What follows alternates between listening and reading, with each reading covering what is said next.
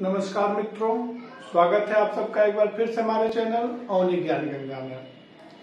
आज हम लोग पढ़ेंगे संस्कृत में। पिछली वीडियो में हमने पढ़ा था वर्णों के उच्चारण स्थान। आज हम पढ़ेंगे स्वरों के भेद के बारे में कि स्वर कितने प्रकार के होते हैं। तो आइए शुरू करते हैं। स्वरों के भेद।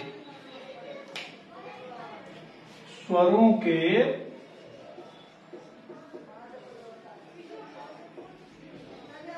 भेद। तो सबसे पहले तो स्वर मुख्य रूप से दो प्रकार के होते हैं। एक होता है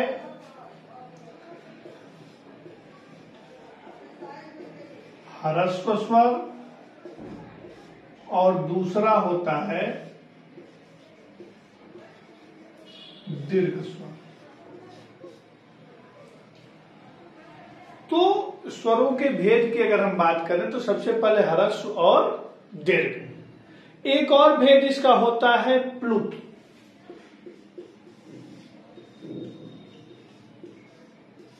प्लुत स्वर। तो मुख्य रूप से तीन भेद हो गए स्वरों के। अब ह्रस्व स्वर किसे कहते हैं? तो ह्रस्व स्वर की संख्या कुल जो है संस्कृत में है वह है अ, ई, उ, री और रे। कितना है? कुल 5 है।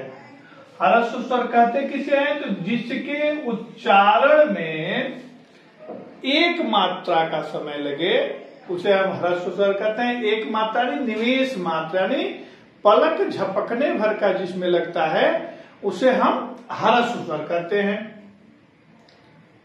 और अगर दीर्घ स्वर की बात करें तो दीर्घ स्वर में ह्रस्व स्वर से दुगुना समय लगता है। तो इसमें हो जाएगा आ, ई, उ, री,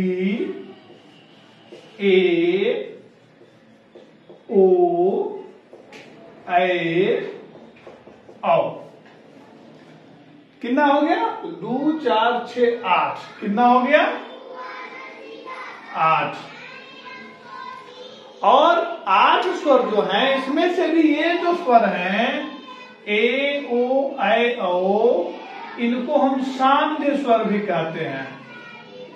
संध्य स्वर यानी ये दो स्वरों से मिलकर के बने हुए हैं। किससे मिलकर बने हुए हैं? दो स्वरों से मिलकर बने हुए हैं, इसलिए उनको संध्य स्वर कहा जाता है। और जो प्लुत स्वर होता है वह ह्रस्व और दीर्घ में है जिसमें एक से अधिक मात्रा लगती हो। कितना मात्रा लगता हो? एक से अधिक मात्रा लगता हो। तो जब एक से अधिक मात्रा लगेगा तब उसमें क्या हो जाएगा? तो वो हो जाएगा प्लुत स्वर। जैसे हम बुलाते हैं ओम, ओम, तो ये उसके आगे 3 मात्रा लिख देते हैं।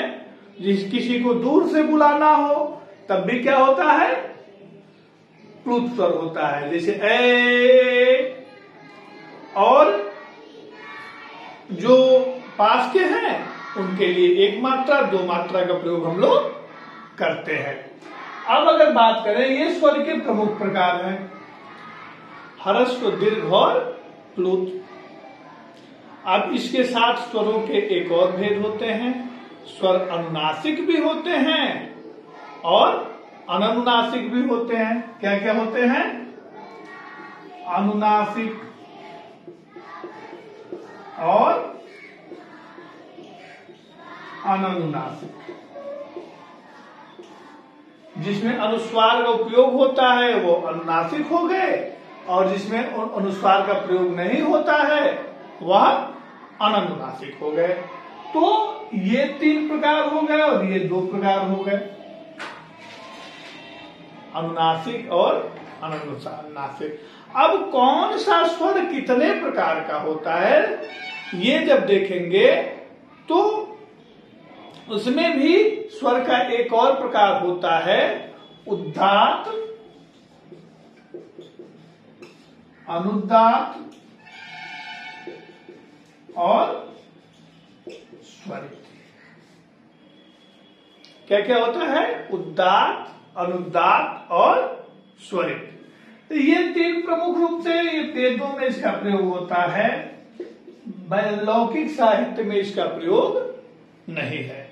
अब स्वर के प्रकार ये हो गए ह्रस्व, दीर्घ, प्लुत और अनुनासिक, अनुनासिक, और उसके बाद क्या हो गया आपका उदात, अनुदात और स्वरित।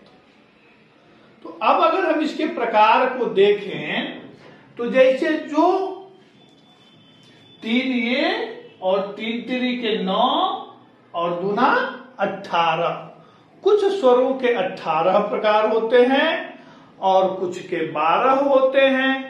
तो अब ये कैसे आएगा तो जान लें कि जैसे अ, ई, उ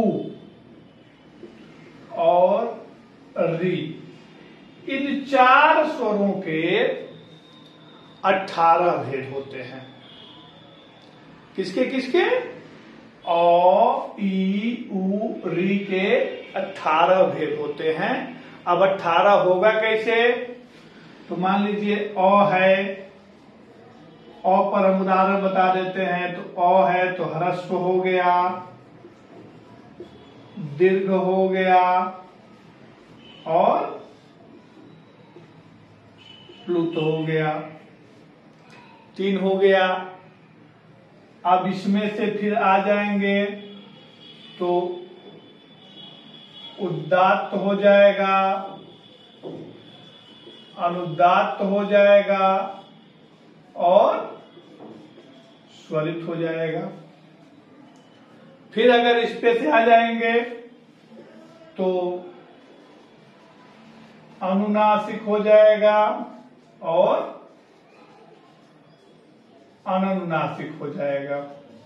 तो अब देखें 3 तिरी 9, 1 का ह्रस्व का अ का, फिर दीर्घ का अनुदात, अनुदात और प्लुत का अनुदात, अनुदात स्वरित, और फिर अनुनासिक और अनुनासिक। तो ये कुल अ, ई, उ, री के कितने भेद होते हैं? 18। और ए, ओ, ऐ, औ के ए, ओ, ऐ, औ, इसके जो भेद होते हैं वह 12 होते हैं। 12 क्यों होते हैं? क्योंकि ए, ओ, ऐ, औ ह्रस्व नहीं होता है, ये हमेशा दीर्घ रहता है। तो इसके कुल की तो ह्रस्व वाला भेद खत्म हो जाएगा, तो इसके कुल भेद कितने हो जाते हैं? तो 12 भेद हो जाते हैं। और जो री है इसके भी 12 भेद होते हैं, क्योंकि इसका भी ह्रस्व नहीं होता है। लेकिन री और री को एक साथ रखते हैं, सवर्ण में रखते हैं। री और री को सवर्ण माना जाता है, इसलिए री के 18 और री के 12 कुल मिलाकर के इसके भेद हो जाते हैं कितने? तो 30। कितने हो जाते हैं? 30। यानी स्वरों के अगर हम भेद की बात करें तो अ, ई, उ, री के 18, ए, ओ, ऐ, औ के 12 और री और री के 30 भेद होते हैं। तो आज हम लोग इस वीडियो में जाने स्वरों के भेद के बारे में, जिसमें कौन कितने प्रकार का स्वर होता है। तो वीडियो अगर अच्छी लगे तो लाइक करें, कमेंट करें, शेयर करें, और अब तक अगर आपने चैनल को सब्सक्राइब नहीं किया तो सब्सक्राइब जरूर करें। हम हर रोज एक नए वीडियो के साथ उपस्थित होंगे। धन्यवाद।